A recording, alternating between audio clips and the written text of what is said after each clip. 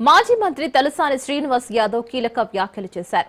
కాంగ్రెస్ ప్రభుత్వం కక్షపూరితంగా కేటీఆర్ ఫ్లెక్సీలు తొలగించింది. ఫ్లెక్సీలు తొలగించినంత మాత్రాన ప్రజల హృదయాల నుంచి కేటీఆర్ ను దూరం చేయలేరని అన్నారు.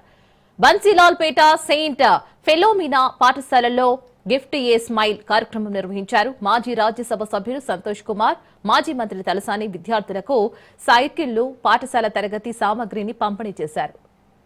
మున్సిపల్ మంత్రిగా సేవలందించి హైదరాబాద్ నగరాన్ని అన్ని రంగాలలో అభివృద్ధి చేసిన ఘనత కేటీఆర్ కు దక్కుతుందని అన్నారు.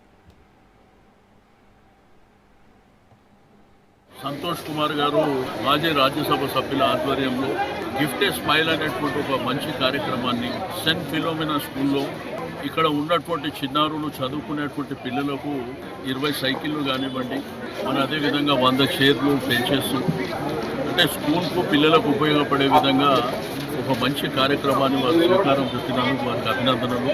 కేటీఆర్ గారి గురించి ఈరోజు తెలంగాణ రాష్ట్రమే కాదు, యావత్ దేశం ప్రపంచంలో కూడా తెలియని వారు ఉంటారు. ఒక డైనమిక్ లీడర్గా, ఒక యంగ్స్టర్గా, వారు ఇండస్ట్రీ మినిస్టర్గా, ఐటీ మినిస్టర్గా, మున్సిపల్ మినిస్టర్గా ఎన్ని అద్భుతాలు జరిగినాయో గ్రేటర్ హైదరాబాద్ ప్రజలే కాకుండా యావత్ దేశం అంతా ఐటీ కూడా మరి ఈరోజు మన దేశంలో నంబర్ 1 స్థాయిలోకి వెళ్ళడానికి కూడా ప్రధానమైనటువంటి కారణం వారే. అంటే తద్వారా ఎన్నో ఎంప్లాయ్మెంట్ ఆపర్చునిటీస్ కానివ్వండి, సెల్ఫ్ ఎంప్లాయ్మెంట్ కానివ్వండి, రెండోది హైదరాబాద్ సిటీలో అద్భుతమైనటువంటి విజయాలు.